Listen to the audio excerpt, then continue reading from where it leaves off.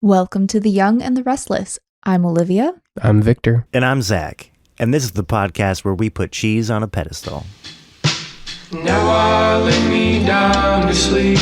I dreamt I had a soul to keep. And if I die before I wake, will that dream just go on for its own sake?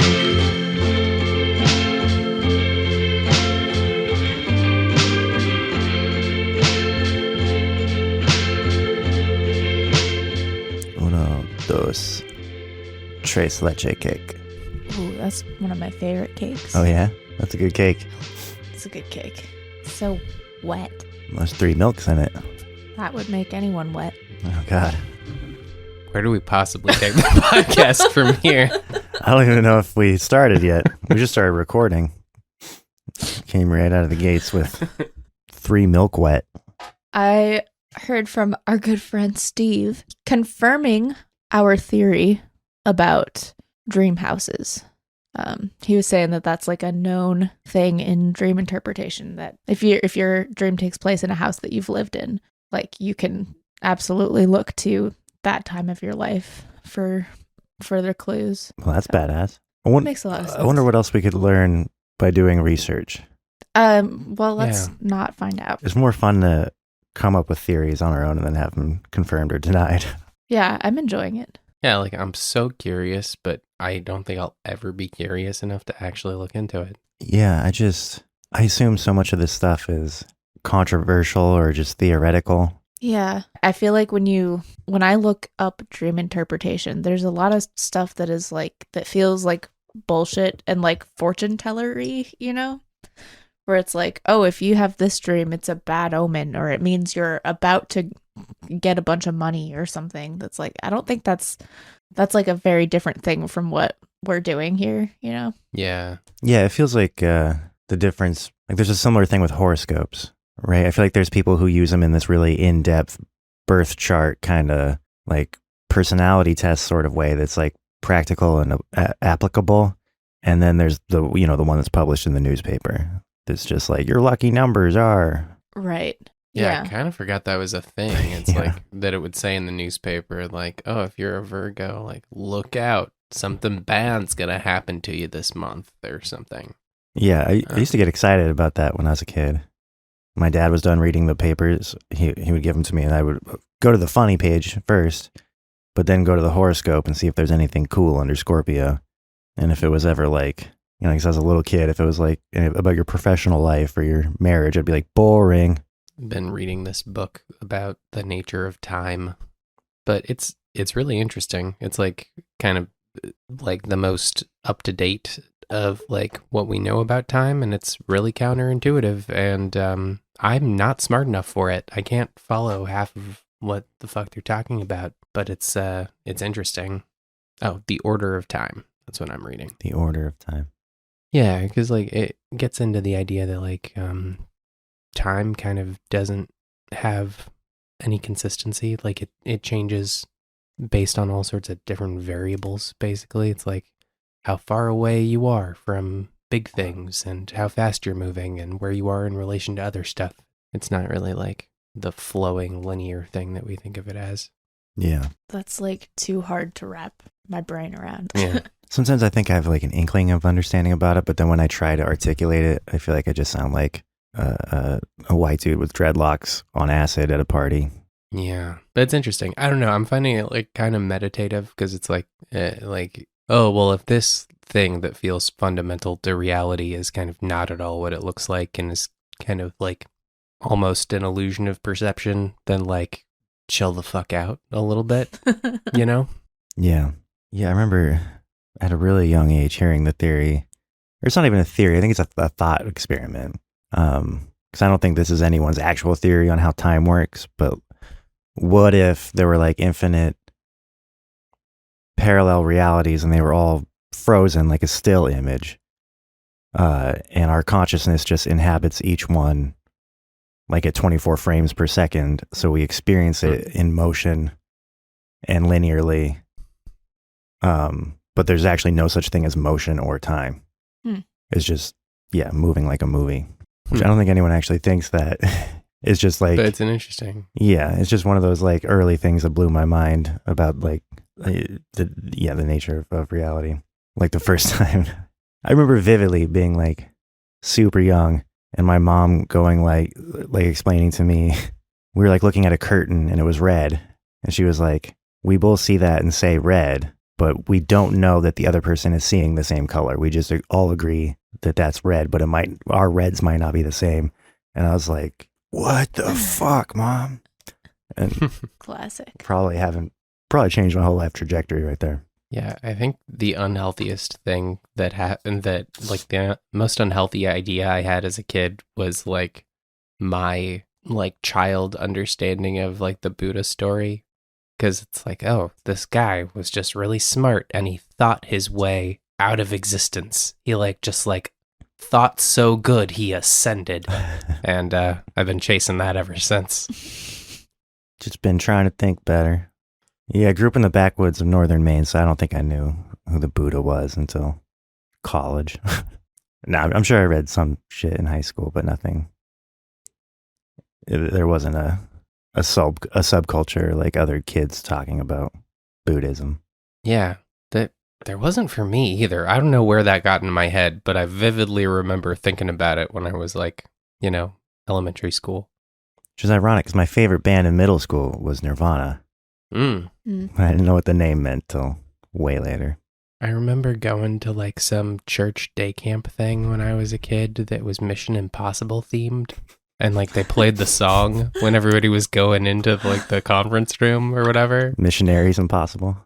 I don't know. That's all I remember about it is walking into, it was church, but the lights were out and there was a projector and they were blasting the Mission Impossible song. That sounds fun. That's all I got out of it.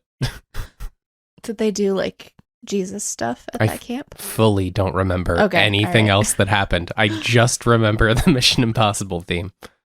So we didn't do our homework from last time we recorded. We have not watched Face Off yet. Yeah. I don't know if you did. Oh, no, I totally forgot. Yeah, that's fine. I was like, homework. We'll do that for next week. I do want you to watch it, though. We got to watch it, Liv. Yeah, we can watch it tonight. That's what I said last time. I mean, Face Off will never not be good. It's there for you whenever you're ready. I'm ready. Oh, but yeah, the going back to the dream interpretation world, in the comparison with the horoscopes, it does seem like, yeah, there's, based on the experience that we've gained with this world, which is just dipping a toe in since we started this podcast. It does seem like there's kind of two main veins. There's the one that is more, like our old job. Yeah. A little more snake oily, a little more, tied to that side of woo. And then there's the other more like Steve, more sincere. Well, not that the other sect doesn't believe that they're being sincere, but it's hard to explain the difference. But I think you know what I'm talking about. I think a lot of the time it comes with that other side of it comes with kind of a outsized sense of power. Yeah, as opposed to wonder. Right. Yeah. There's you'll see a lot of not just in this particular area, but in that whole realm, you see a lot of people who believe that they have a really special gift, or that they have seen something different than anyone else, and they're sharing something special with you. And I feel I don't know, a lot of bullshit over there. Yeah, our old boss who had to be an authority on everything, as opposed to being oh, psychic mediumship, that's interesting. Let me read about that, or let me, have a conversation with you about that. I was like, I'm actually a psychic medium, Yeah. and I'm going to tell you what you should think. Yeah. Yeah. I'm going to tell you what you're thinking right now. Yeah. Olivia's therapist recommended me a podcast through Olivia. That's funny. I don't know what they talk about in there, but somehow it turned into, hey, Victor should really listen to this podcast about some mental health stuff. It was about not remembering your childhood. Right. Yeah. It was a childhood memory hole kind of thing. But as I was listening to it, it was this woman that was really very clear about like, I'm not a therapist, I'm not a psychologist, I'm not here to give you medical advice, but like, this is the world in which I operate, and we're going to talk to this expert. And it was very interesting, very well done. And the whole time I was like, this person is who your guys' old boss like wanted desperately to be, but was too evil to ever become. Oh, they're like authentically that person. Like she even authentically like that sounded person. kind of like she had the gravitas that our old boss like wanted. Desires, but is again too crazy to ever actually achieve. Yeah. That's interesting. I remember my childhood pretty well, but I kind of want to hear this person talk. Yeah, that podcast was recommended to both of us because both of us have some memory gap stuff. But yeah, it's super interesting. It sounds like that actually is fairly normal as like a process of growing up, like to forget things. Mm-hmm. But like there's certain kinds of like acute memory loss that are like the direct result of trauma. Mm-hmm. And that makes sense. Yeah. And they really talk about how it can like follow you into adulthood, you know? It's like like if you're someone that has like your fight or flight impulse activated, like your brain cannot form long-term memory while it's also in like that kind of terror response or whatever, or it doesn't work the same way.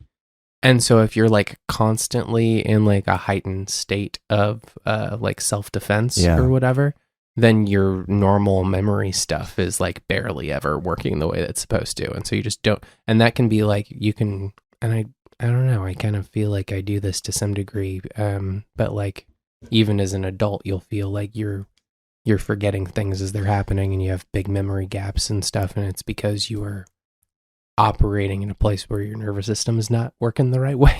Yeah. I feel like I forget things really quickly. Like even just movies. Like I can rewatch movies over and over and over and over again because I forget them.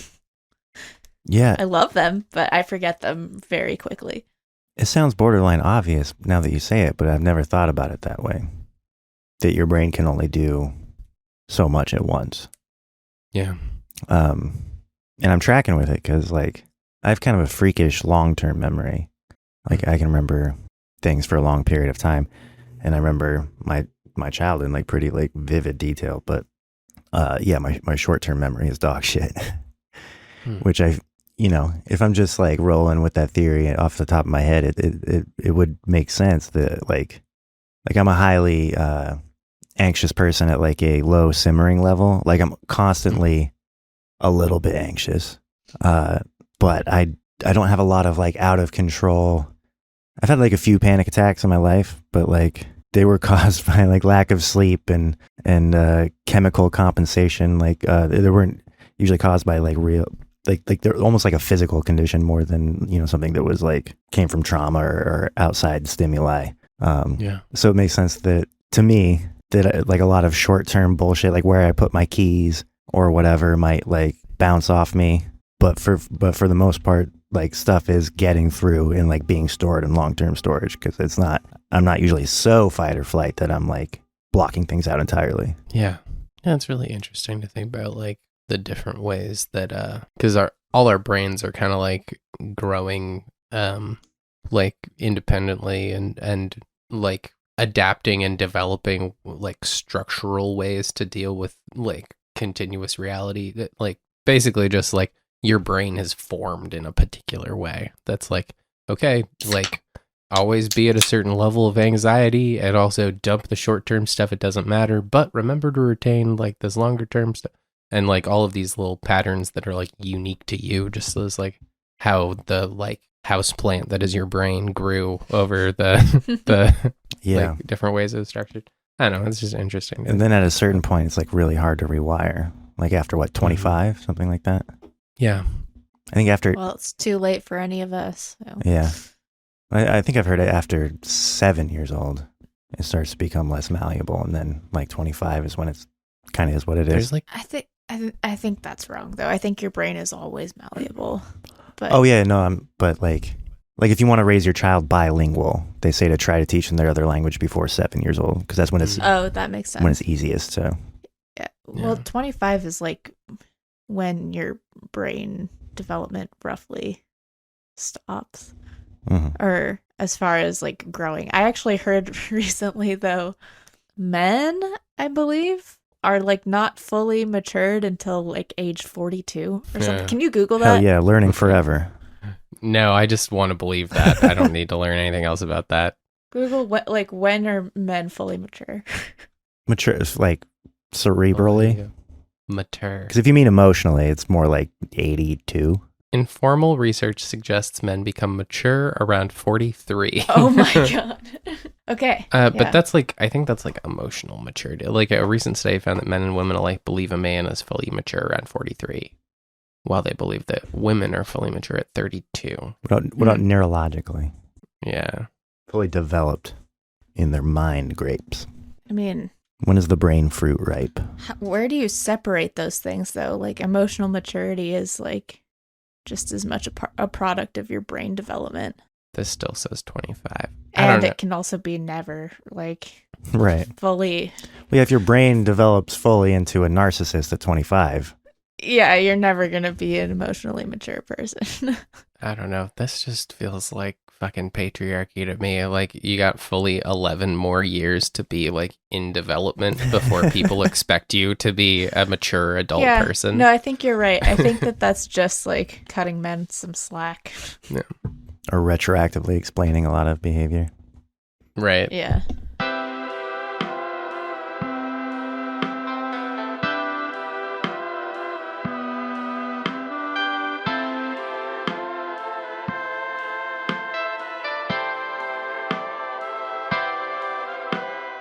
Zach, do you have anything? Nothing substantial. I know I had a dream last night where I was trying to operate a really weird cell phone. Mm. And it had to do with like, I was trying to get in contact with Shelby and I hadn't heard from her in a minute. And I just wanted to know if the phone was working. I wanted to know if she had got, because it looked old, like an old Nokia brick, but it did everything that modern smartphones do, but it only had like 2 buttons. So it was a pain in the ass to like go through all these different menus and sub menus to get to the thing you're trying to do. And I just wanted to know if I was even connected to a cell tower to know if she was just busy and wasn't, or if she wasn't getting my messages. And then an ex started blowing me up on the phone. So I was like, okay, it's working, but this is the opposite of what I wanted in terms of communication. That's all I remember from the dream. It doesn't feel like a whole thing to dig into, but it was an interesting mechanism. Yeah. Do you have any thoughts on what it might mean? I mean, Shelby and I are both getting pretty tired of being long distance and we're working on her moving here. So I feel like it was an anxiety about like, and it's been a busy week. We've had a couple days where we've been barely able to talk. So I think it's just separation anxiety. Yeah, that makes sense. Yeah. But Olivia, didn't you say you've been able to see your phone in your dreams? Yeah. And lately I've been like reading books in my dreams, which I've not had that. I feel like my ability to see fine details has gotten better and better. Means you're also writing books in your dreams. Yeah, that's true. Yeah, that's true.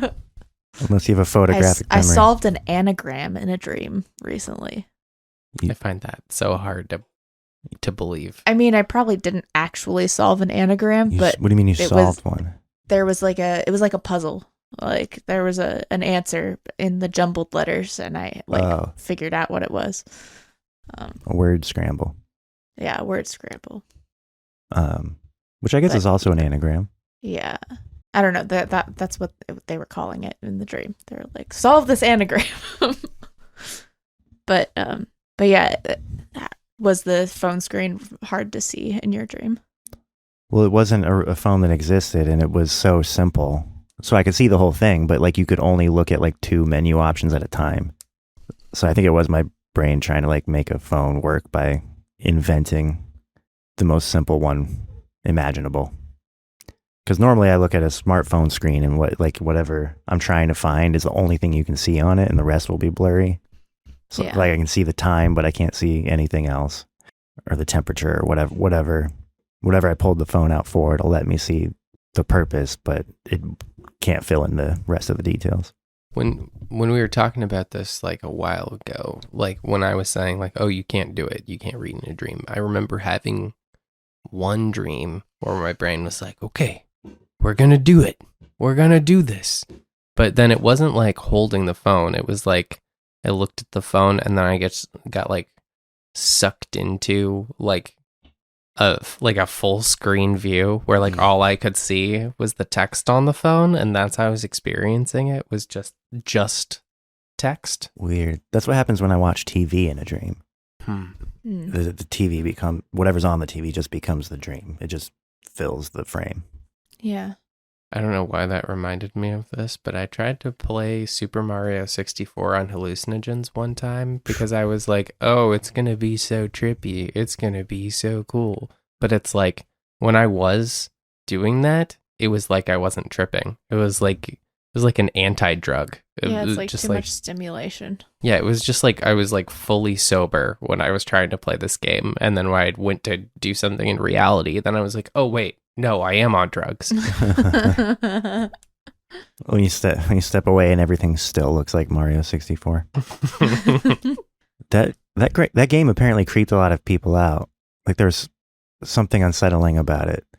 Because there's a lot of creepypastas about it, and a lot of my YouTube algorithm is all just like spooky videos because that's what I mostly watch at night when I'm trying to fall asleep. It's like people's creepy Ring doorbell footage. But yeah, I don't know what that game like hit a weird chord with a lot of people. I never felt that way about it, but it was like the like flagship game for the N64, right? So yeah. It like makes sense. It's like kind of so many people, everybody played it, you know? So it kind of makes sense that it would like worm into people's brains like that. Yeah. But you want to get into one of your dreams, Olivia? Sure. I've got two that happened on the same night that I'm having a hard time picking between them. Are they both long? No. Do whichever one doesn't have me in it, just for fun. I don't know. You're not in either of them. Okay. All right. Well, do the one that you wish I was in. The one that could have used a dream clippy. Yeah. Okay. So I was at the wedding of a friend who is actually the sister of my friend. And this dream sort of took place in the house I grew up in. I don't know. It like didn't really look like it, but I had the feeling that it was it, which is different from the other dreams that I've had that take place in that house. And all I remember from being at the wedding was talking to The Weeknd. We all know what that's about. Been watching more of The Idol. Which, if you haven't seen The Idol, don't. It's a terrible show. Yeah. Really quite bad. He's just got such raw sex appeal on that show. Oh I'm God. not surprised that he's wormed his way into your dreams. Ew. Okay. Next thing I know, it's the next morning. I like wake up and the only people that are there are me and my friend and her sister, who was the bride. And there are tiny little footprints all over the walls. And I immediately knew that there was an alien abduction and that they were frogs. They were like frog aliens. I don't know. In my dreams, when aliens come to Earth, they're aliens disguised as Earth creatures, Yeah, I guess. I thought you were going to say cats. Nope, they were not alien cats. They were alien frogs.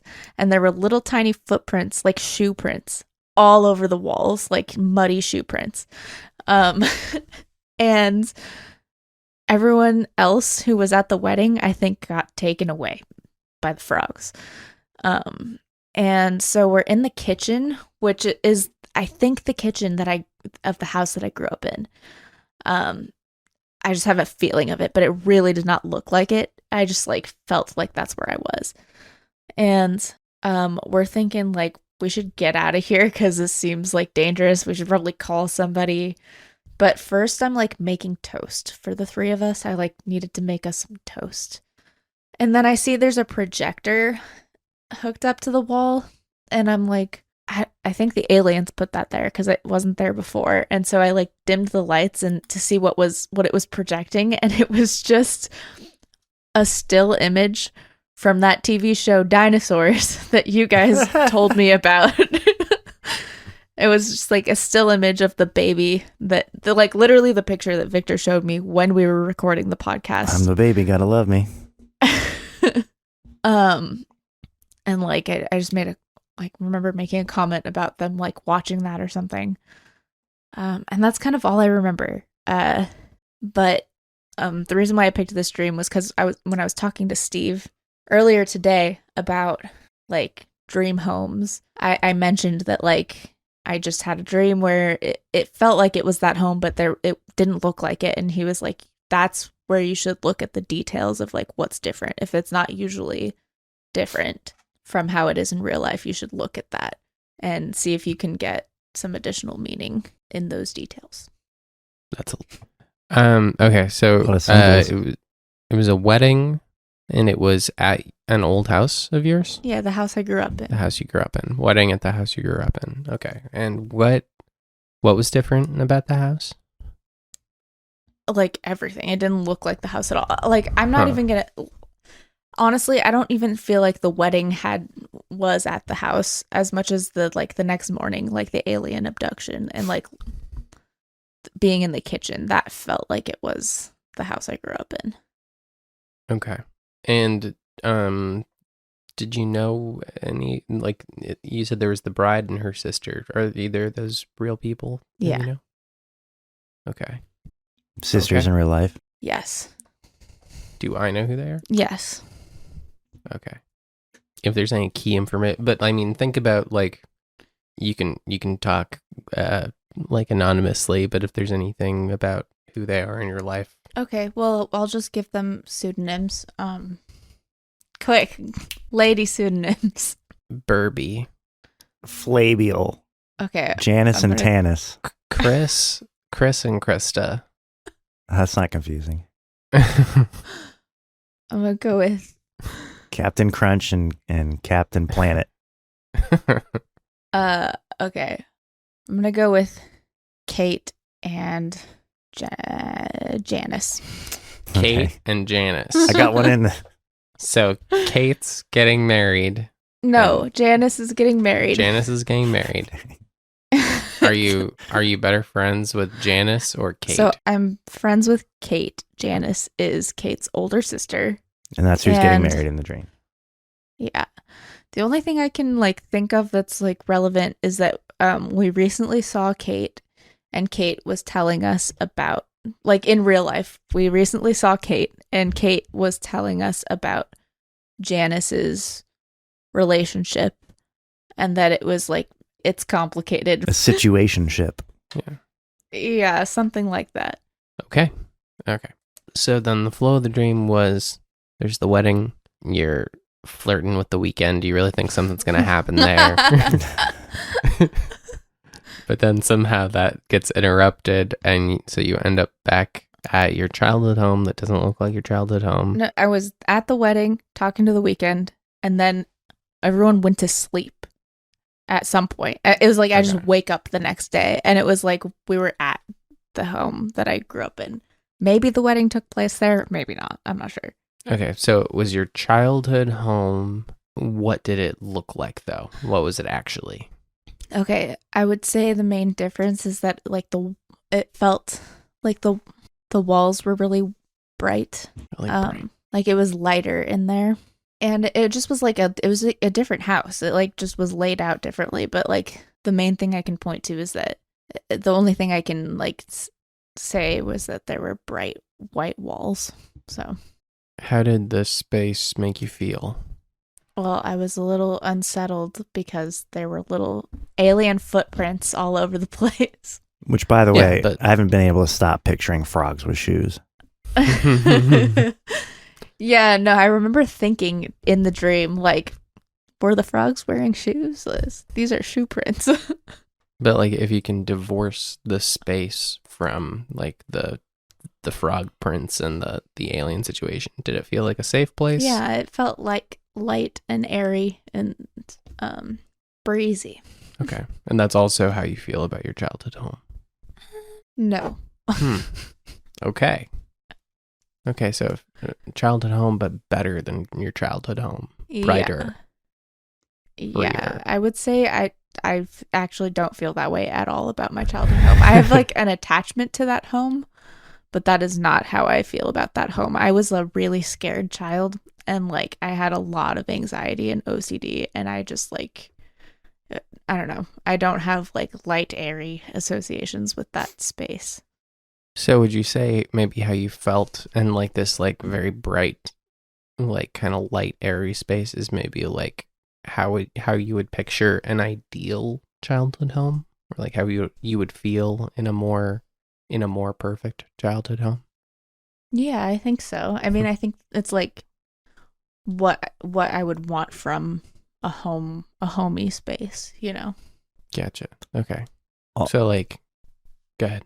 Also, were aliens, because I know we've had alien versus ghost conversations, and how you're more afraid of aliens, I'm more afraid of ghosts. Were aliens a fear at that time, or is there something about the concept of aliens that resonates with the thing that, or the set of things that made you a anxious child? Did that make sense? Are you asking if I was scared of aliens as a kid? Yeah, or is there something about the concept of aliens, the thing that makes them scary to you, that resonates with whatever was actually making you a scared child? Oh, absolutely. Yeah, no, Okay. Exactly that. So let's get into that. 1000%. Yeah, the reason why aliens scare me is that they're like, you can't do anything about them.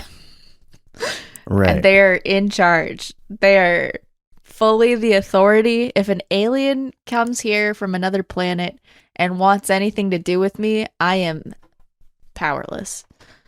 And yeah, I definitely like felt that way as a kid. Like I felt like there were forces outside of my control. I felt like I was always like grasping to control things that were outside of my control as a kid. So yeah, that does kind of make sense to me. Yeah, did you? So it sounds like, go ahead. I was just gonna say maybe like, I don't know. I'm just imagining that the fear of like the concept of aliens has to do with like a lack of understanding the moral alignment of the authority figures at hand. You know what I mean? Because I get excited about aliens and I'm not scared of them, but there's part of me that believes that they might be benevolent or at least like answer questions. But it seems like maybe there's a big part of you that's afraid that whatever is in control is not going to be in your best interest. Yeah, that resonates. Because I think like as a kid, I felt like, you know, you're a kid, you are not, you're not in control. There's a lot of stuff happening that's like, you can't do anything about, and you're just along for the ride. But I remember like really distinctly, like a pattern was feeling like the decisions made by authority figures around me were like I could tell that they were stupid and unsafe. And like I felt like I knew what the smart adult decision was at any point, and it was not usually, or it wasn't always being made, but there was nothing I could do about it. So like maybe that is like where my distrust in the aliens comes from. I'm just primed not to trust authority. Yeah, and so it sounds like something that was on your mind as a kid was like the need to have some degree of control or power in your life, to be able to protect yourself and to keep things safe. And aliens are like overwhelmingly powerful from your perspective, and so maybe what they connect to is like your fear of powerlessness. Yeah. That checks out. That all checks out. I'd be curious to see like the next things that like stick out to me about this dream is that the aliens were frogs. Mm-hmm. I don't know what that was about. It looked like there were like thousands of them based on how many footprints there were. And then the other thing was that I like remember distinctly feeling like we needed to get out and like go call somebody or do something, but I was there like making toast for everybody. Oh yeah. I'm not really sure why that felt like the thing to be doing. So weirdly passive but time-based food to make. You know what I mean? Like like you put it in and then you just wait. Mm-hmm. Yeah. Like there's something about toast that resonates with the idea of anxiety to me. Because if I'm in a hurry, like waiting on toast, 2 minutes feels like an eternity. Yeah, I was also making it on like a skillet or like on a Ooh. griddle, which is not how I typically would Fancy make toast. toast. It was fancy toast. It was like green. I don't know, but like in Why? like a gourmet kind of way. It was like pesto toast or something. Pesto I don't know. toast. I want some of that. That sounds good. Did you see the alien frogs? Nope.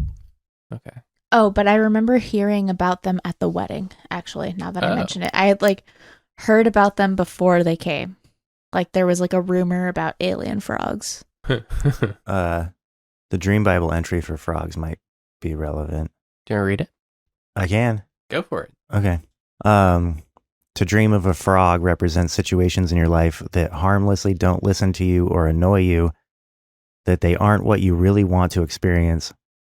Often a symbol for experiences that leave you jealous that something isn't working out, jealous of not having your choice, disappointments or feelings about goals that have escaped your ability to achieve them, relationships or situations that failed or don't happen as you expect them to, jealousy that what you want to experience eludes you or is not as easy as you thought it would be, people in your life that are good listeners.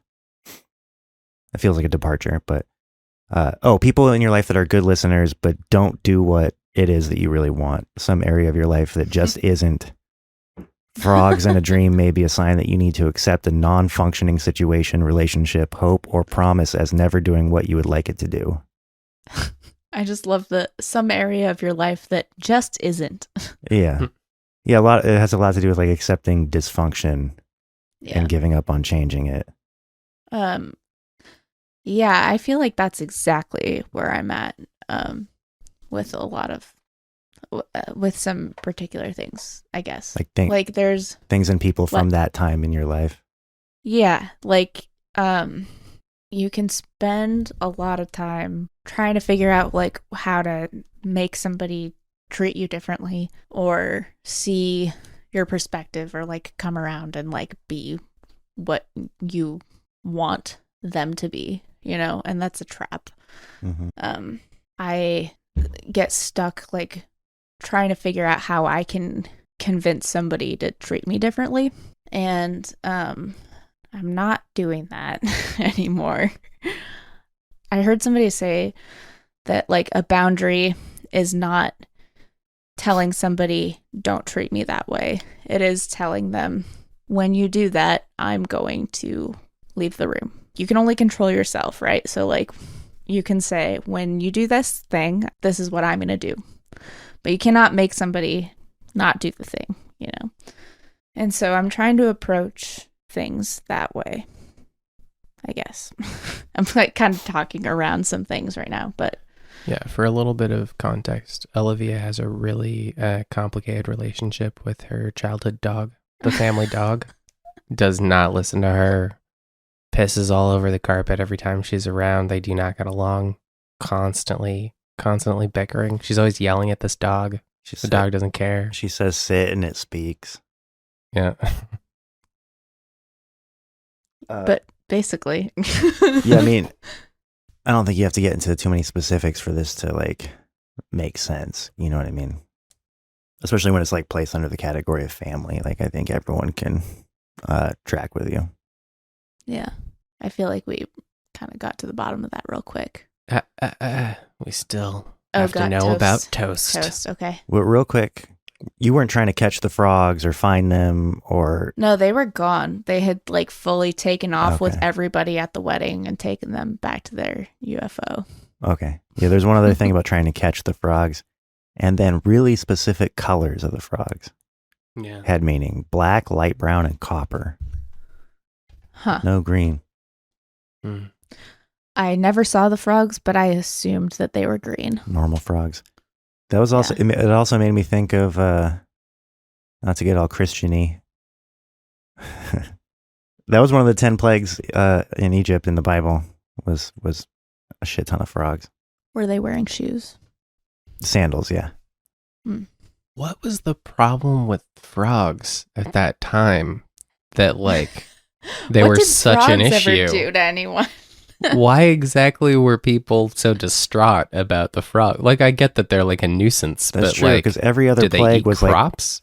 every other plague was water turning to blood, lice, flies, locusts, like Locust makes sense. pestilence. Yeah, things that eat crops. And then frogs. Darkness, killing of your firstborn child. Yeah, like all of it is like hell on earth, and then just frogs. There's just a bunch of frogs. It's just like in ancient Egypt, they had like a real problem with frogs. They just didn't like them. Have you ever been to like kind of swampy areas? Like, have you ever been to Houston after it rains? That's the only place I can think of that I've actually been and seen this. But like, I've seen it a couple of times. Like, every time I've been to Houston, I've been to Houston a couple times. I have family in Texas. But both times it was like it had just rained and there were like big frogs everywhere, and like the roads were just like splattered with like frogs that got ran over, and like it was like so gross and weird, and like it was like the plague, but it's like, yeah, I mean the only damage they do is like they're just kind of in the way. Yeah, Should've I've seen a spiders fuck or ton something. of frogs. I think in Florida, like That makes sense. that's the only place. Yeah, but I can imagine them being like kind of creepy in mass, especially if they're wearing shoes. See, I would be tickled by that. I've sometimes lived places where you can hear a bunch of them croaking in the middle of the night. Yeah, off like over where there. we currently live. Yeah, can we hear them here? I Yeah. can't remember. Okay, yeah, so here, for example, is one of the places I've lived. What's toast? What is toast? To dream of toast represents quickly prepared, simple solutions that don't embarrass you. Feeling good with an easy, simple answer to a problem. Feeling good with an easy explanation that isn't questioned. Negatively, toast in a dream may reflect quick excuses that don't embarrass you. Quickly prepared, simple lies that don't embarrass you. Preferring to lie about something as being simple to avoid difficult explanations. I feel like- Example, sorry, go ahead. I just feel like the negative version was the same as the positive, just with a little more stank on it. Yeah, I think negative is like explicitly lying, Mm. while like the general is like some other kind of quick way to deal with a problem. Example, a young woman dreamed of eating toast with honey on it. In waking life, she was experiencing her online relationship beginning to fail as her partner showed less interest. The toast with honey may have reflected her feelings about how easy it was to use her long-distance internet relationship to explain her relationship status to people when they noticed she was single. The toast symbolized an easily prepared explanation that is unquestioned and doesn't embarrass her. That is interesting, though. It's like this thing you're doing as a way to avoid like a real problem. Yeah. And it's like, oh yeah, I've got an online boyfriend, because it's like you want to you're checked out of dating or whatever. Right. And it's easier to say I have an online boyfriend than deal with the reality of you not wanting to get out there or something. That's interesting. Okay, let me think if that. Applies. So toast in this context was like you should have been doing something about the frogs, but instead you were making toast? It was like we needed to leave the house. Like we needed to leave because like it felt like maybe the frogs would come back or something. I don't know. But instead of leaving, I was like stuck there making toast for the three of us. I mean, I think that's interesting. Well, let's hear it.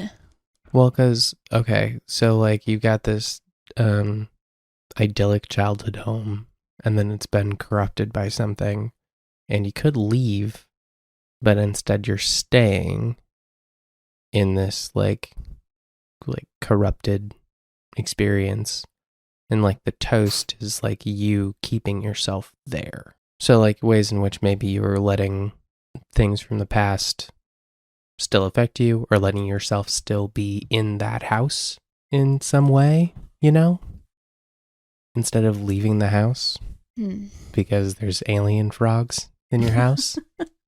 Yeah. You are choosing to hang out and have toast instead of evacuating the house, so to speak. Yeah, I guess that makes sense. I don't know. I feel like that. But then that what feels would like the something. simple, like easy solution be that the toast represents? I guess maybe not setting boundaries, like just going along with whatever. Yeah, maybe like accepting like a status quo or like a existing pattern or Compromise. whatever. Yeah. Yeah, compromising yourself, you know, Yeah. Yeah, that makes sense. because it is hard to leave the house. What is a house? It's like a thing where people live. Oh, that's right. Houses. To dream of a house represents your mindset or perspective on a situation, your take on the experience of current conditions, beliefs or feelings that you are comfortable with, your view of an experience that is familiar to you, your opinion or belief about a situation that has become normal to you. Yeah, that's exactly what you were just saying, isn't it? Negatively, a house may reflect a belief system or habit that you've taken for granted. The type of house is symbolic for how you are thinking about a particular issue. The condition of the house reflects your mental state as you experience something. Yeah, that all checks out. That all adds up. Yeah. Yeah, so the condition of the house was covered in frog footprint. Yeah. And like this place that should have been like this easy, comfortable thing, but it's been like ruined by something.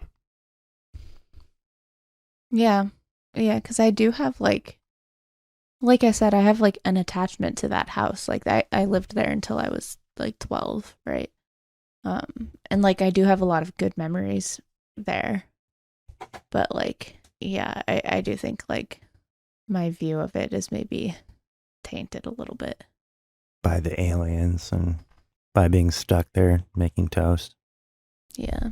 Yeah, like if staying in the house is like you staying with a certain perspective or approach or like way of operating that's like rooted in like that experience or that time of your life that's connected to the period of the house or whatever, like some kind of like childhood developed perception or pattern of behavior or pattern in a relationship or whatever.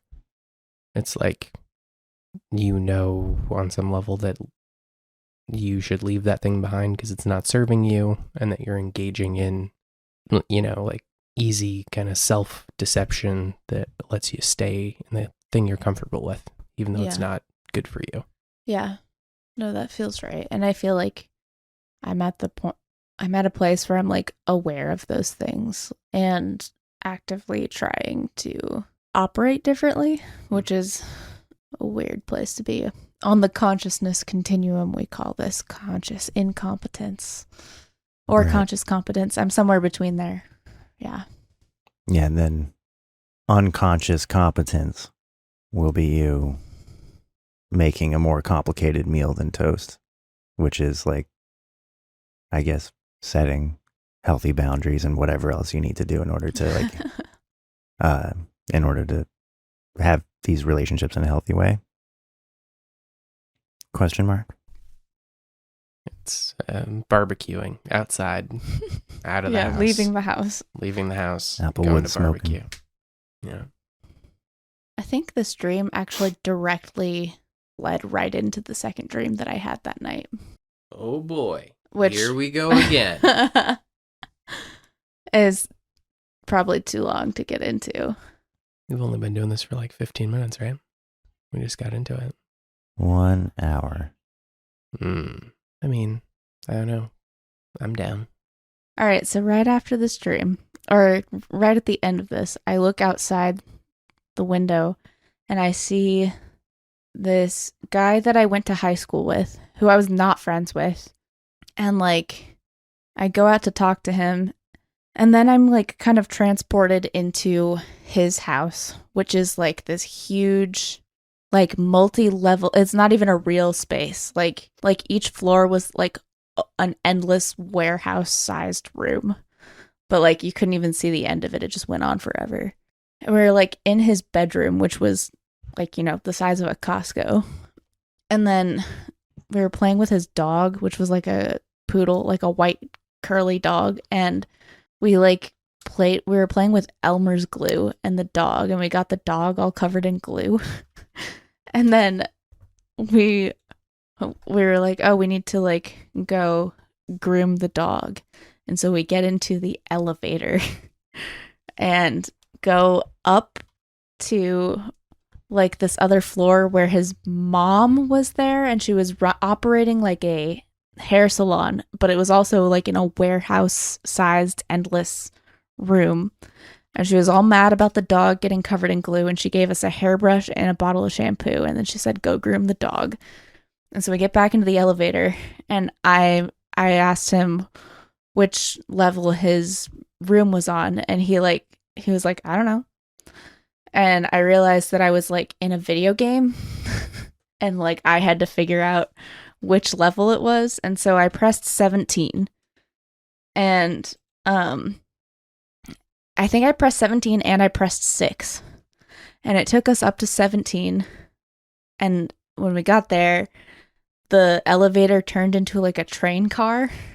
And we were going really fast outside, and it was going up this hill, and I looked down and I saw like some ruins, and someone said something about it. And then I was like, I don't think this is the right way. How do we go back? And the elevator was like, just say go back. The elevator said that, and I said go back. And then the elevator / train car took us back to where the elevator continued. And I just went to like several other floors, and like on one floor the elevator opened and it was just a toilet in a small room, and we're like, we can't groom a dog in here. And then on one floor it opened and it was just a big wheel of cheese. And then on one floor it opened and everything was way too small. Like you had to like crouch, and everything was too small. And I think we maybe eventually got back to the bedroom, which like it seemed like the best place to groom the dog because everything else was fucking crazy.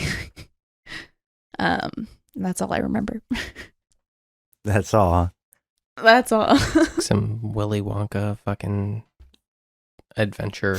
It made me think of Richie Rich. Remember that cartoon? Yeah. The Costco-sized bedroom. Sentient elevator. This is another like dream where my brain reached for what seems like such a random person.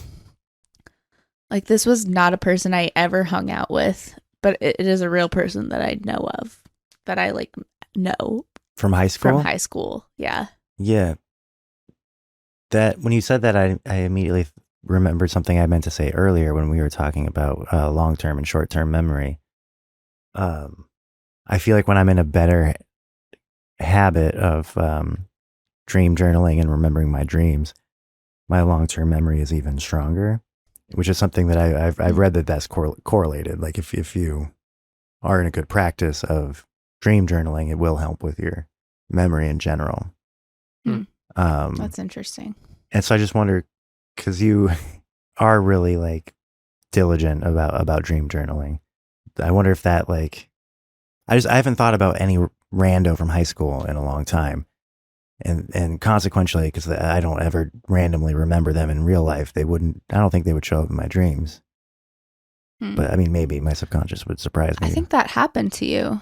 You had a dream like, I mean, maybe they weren't a random person, but it was the really wild dream that like ended in like an amphitheater, and there was a guy that you knew from high school.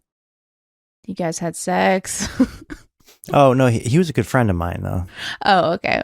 Never mind. You guys had sex. You broke his arm. You cried while you fucked him. Yeah, I remember that. Okay, that was a good friend. Yeah. But in the past, when I've been more diligent about dream journaling, and not only do I get better at remembering my dreams every night, I have more instances of just randomly remembering vivid details from like long ago. Mm-hmm. Yeah, that's interesting. And I wonder if that becomes like a snake eating its tail, where the better memory in real life gives you more detailed dreams, and then remembering those gives you better memory, etc. I also have had this thing pop up. I don't know how related this is, but like it reminded me of this other thing that's been happening to me in dreams recently, where I will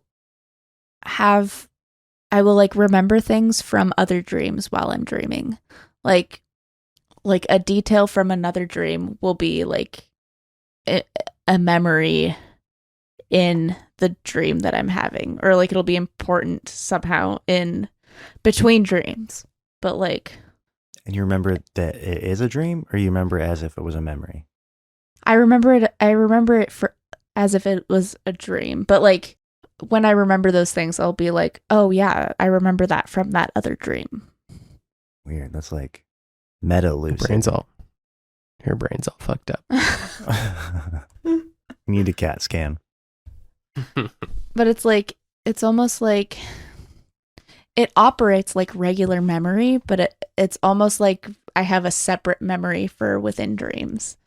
Like I'll remember, I don't know, or I'll have like, there's almost like a through line. Like I'll have a dream that takes place in a certain place, and I'll remember a dream from like months ago during like while I'm still dreaming that like connects somehow, or like I don't know, and it feels like there's continuity like in that storyline or something. I don't know. That's interesting. I can't remember a time when I've done that. I'll do it once I wake up and be like, oh, that was a recurring dream. Yeah. And connect it to a different dream consciously. But I can't remember a time when I've within the dream been like, oh, this reminds me of a dream.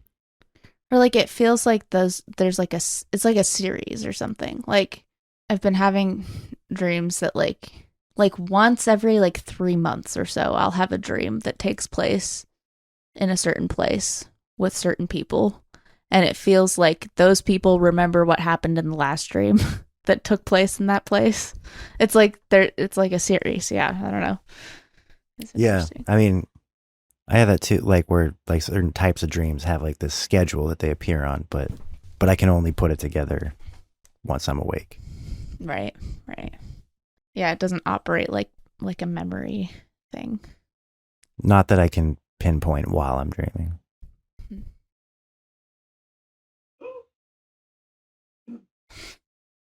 Well, let's poke around in this a little bit.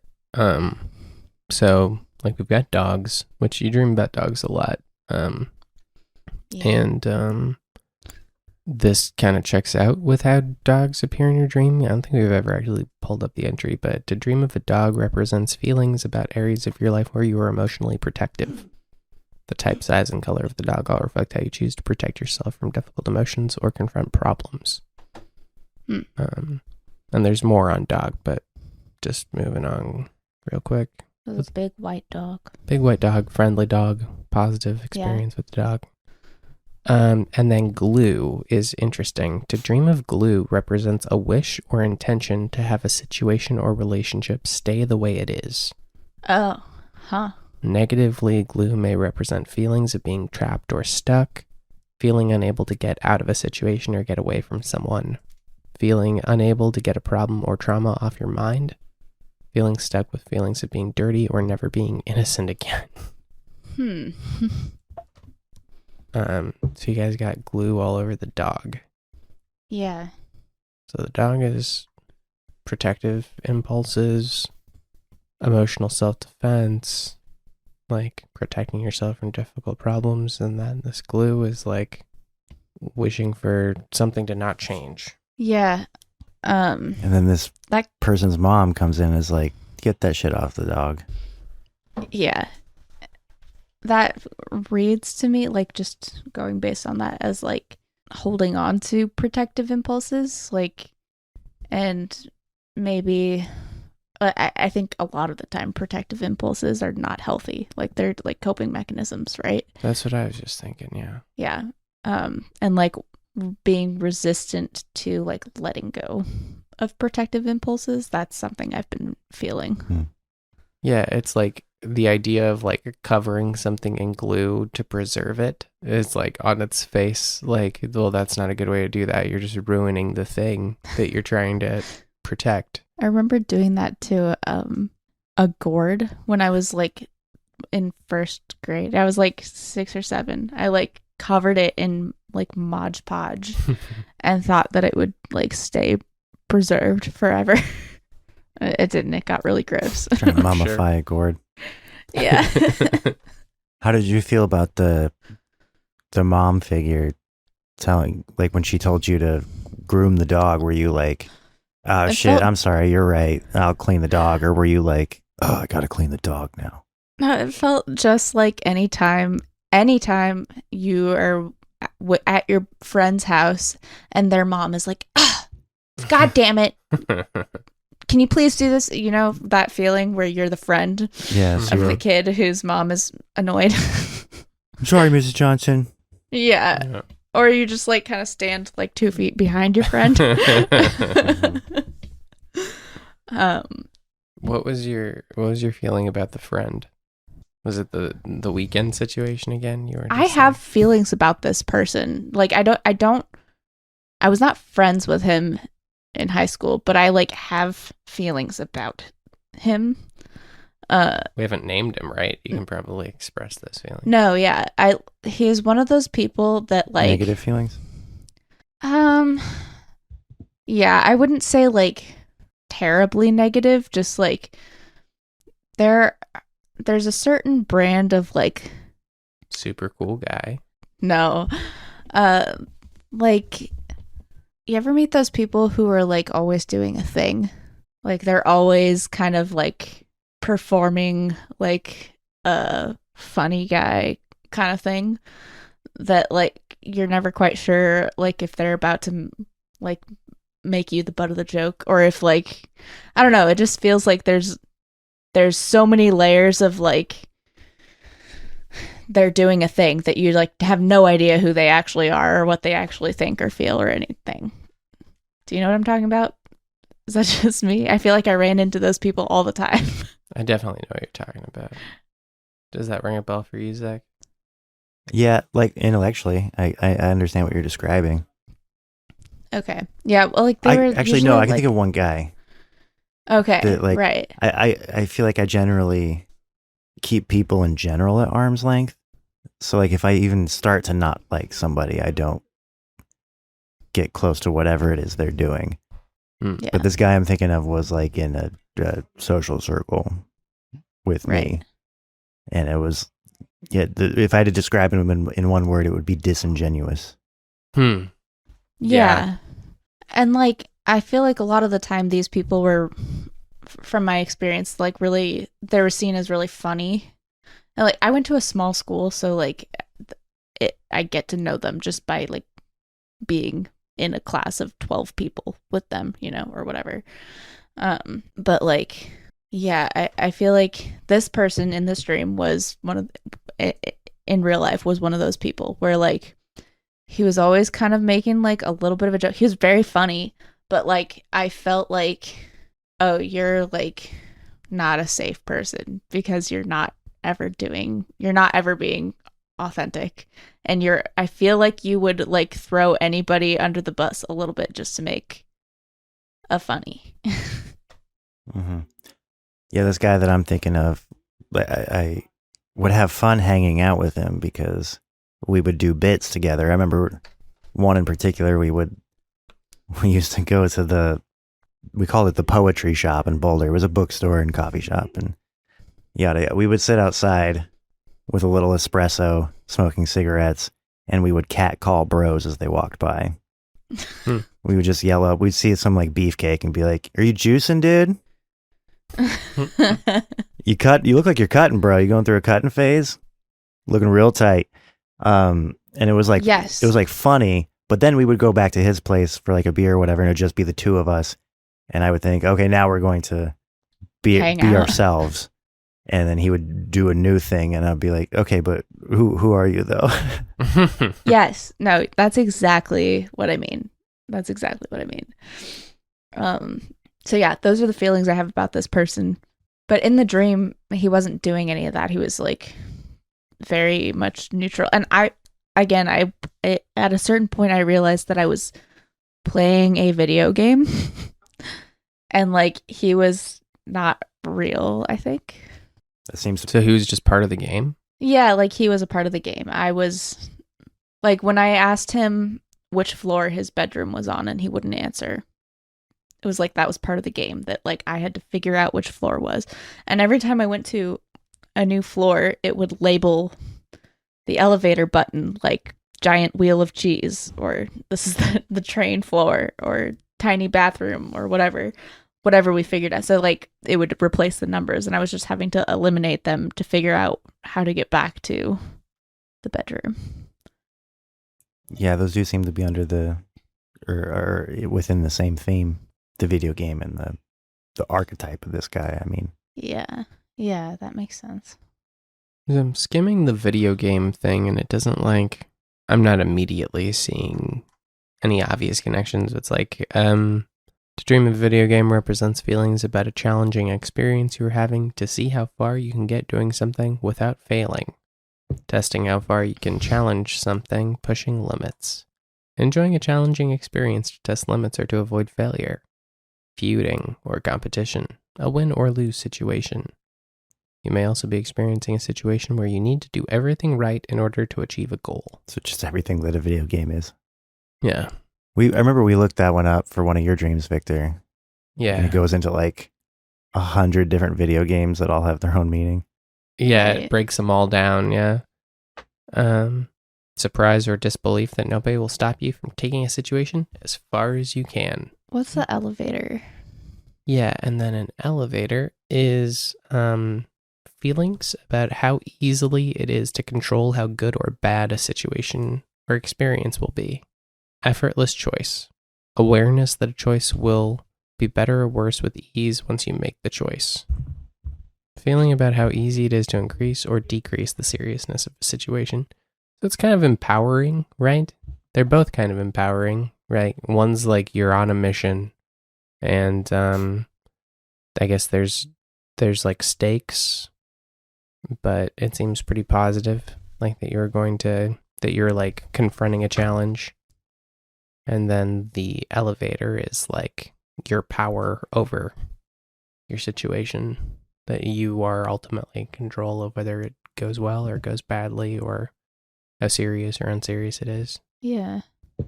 Yeah, it's interesting. Like that first dream, I think like it felt negative, like, and scary, and this dream felt fun. I don't know. I'm not sure that I'm gonna like fully connect them, but like I do feel like there's a connection, because I think the first one led directly in. Oh, First one connect the did. two dreams, you mean? Yeah. But like they both had to do with houses. I think that's maybe like the linchpin here. It's really interesting that it was a giant house. How'd you feel about the house? It was really cool. It felt like I don't know, I just wanted to like explore it, the whole thing. Yeah, which fits in with the meaning of video games, and kind of Yeah. seems to tie it to the thing you're doing with the dog. Like that was kind of exploratory, but with a goal. So this is interesting. To dream of someone else's house represents your mindset through the perspective of whatever qualities stand out the most about that person. Oh, interesting. So, yeah, I mean, like, your feelings about this guy is probably, like, kind of the key to the whole thing. Mm-hmm. You know, so, like, I think the key thing that, from what I'm hearing, is inauthentic, Yep. right? And your experience, like, something we've talked about lately is you wanting to be, like, more authentic in some situations. And, Yeah, there are certain... Well, we've talked about this on the pod, actually. Yeah, like, I feel like a very, like, stilted version of myself around my family. And I have always felt that way. And, like, I don't know how to operate differently. And I just have, like, a lot of walls up around my family. So, that makes a lot of sense here. What does it say? To dream of someone else's house represents your mindset through the perspective of whatever qualities stand out the most about that person. Yeah. My mindset. so, like, the first dream, it seems like, I mean, if you want to run with the interpretation we talked about, it's like you were keeping yourself in, like, a less than, like, not the best situation or mindset or approach or whatever.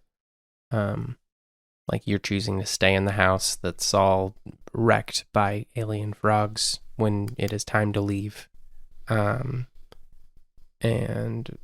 which could be like you said, like operating in kind of a stilted way with like your family dynamic, or like an inauthentic way in your family dynamic. And so then you in this dream are there's a couple elements, right? So like there's the inauthentic man who sort of maybe represents the point of the experience.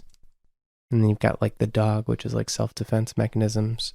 The glue, which is like trying to keep things stable, like not letting things change, but in kind of a counterproductive way. Mm-hmm. And then the video game stuff and the elevator stuff are kind of empowering. So maybe there's the idea that you have more power there than you maybe let yourself feel that you have, or like you have more control over the situation than you acknowledge or something. Yeah. Yeah, the house having to do with your feelings around when it's somebody else's house, your feelings around that person.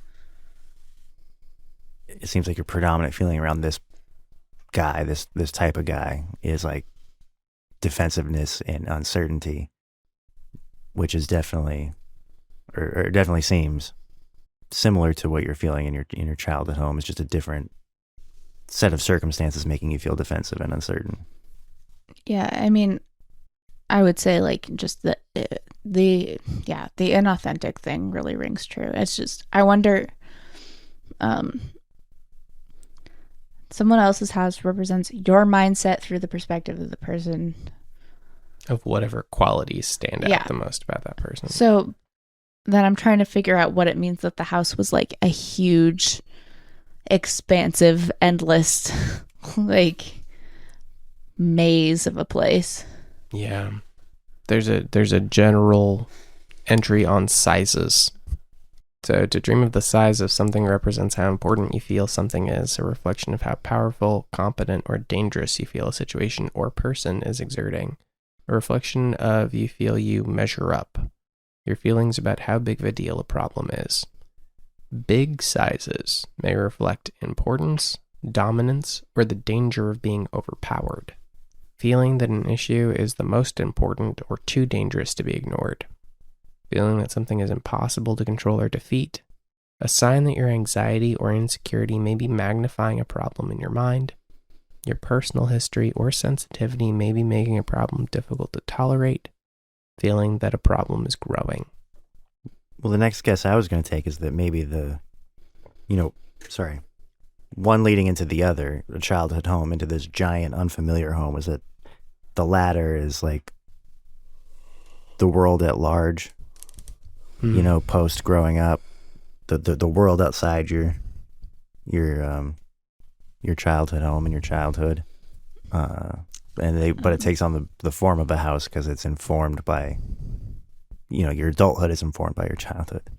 I think that first dream exists in a place that I am able to interpret and engage with, and this dream is not quite there for me. That's interesting though, right?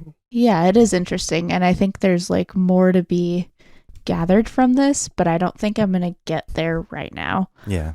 Seems like you have a good start. Yeah, I've got some ideas, but like I can feel myself like not being capable of grasping this right now. Getting lost in the big old house. Maybe we'll come back to it on a future episode. Yeah, if I have more insights about this dream, for sure. Yeah, I feel like that definitely means there's something there. Like if you're having that feeling about it, it means that you're on the cusp of an awareness about something. Yeah, I agree. Which means these themes will come up in a future dream, whether or not you Okay. consciously try to connect it to this one. Yeah. Or it's like worth remembering. Maybe write this one down. We'll come back to it. Yeah. Put it on the fridge. I think, Yeah. I think we'll as we're doing other dreams, we might look back and make more sense of this. So For sure. Cool. Yeah. one last thing, because this is just funny. The room with the cheese in it reminded me of a dream that I had as a adolescent, I guess, in middle school. The age is important because I was old enough to understand what sex was, but I had never done it. And that's important because this dream was I was led into a room with a block of cheese on a pedestal, and I knew that I had to fuck it.